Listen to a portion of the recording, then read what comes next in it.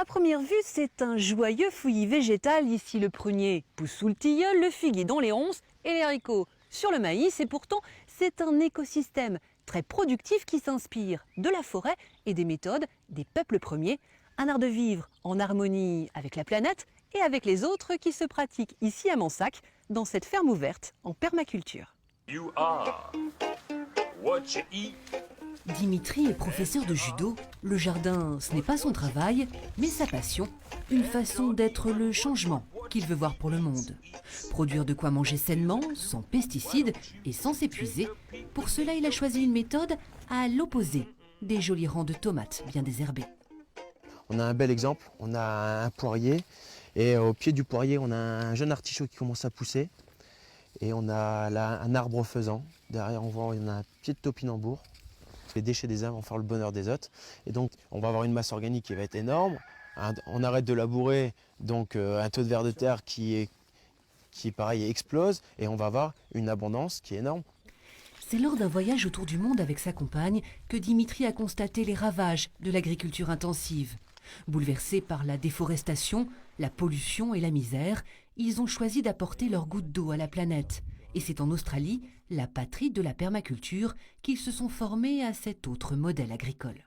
On a pu faire du woofing, donc du volontariat directement dans les fermes. On était nourris, logés et on vivait dans un lieu en permaculture, donc un savoir-faire qui était partagé gratuitement. Des connaissances qu'ils ont appliquées dans cette ferme de 2 hectares transformée en forêt nourricière. Un écosystème autonome où même les animaux se débrouillent par eux-mêmes. On laisse les poules en totale liberté.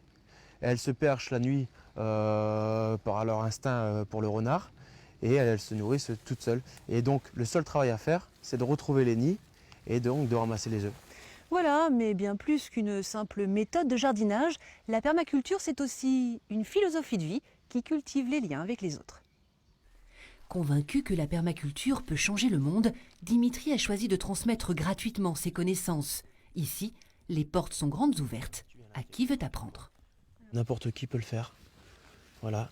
Et donc là, il n'y a pas de limite. Tant que c'est diversifié, tu peux densifier le palox, le pseudo-potager. On transmet un peu notre savoir et ça peut être dans les deux cas. Parfois, on a aussi des grands permaculteurs qui, eux, sont en voyage et sont là pour transmettre aussi leur savoir. Et donc, ça va dans les deux sens.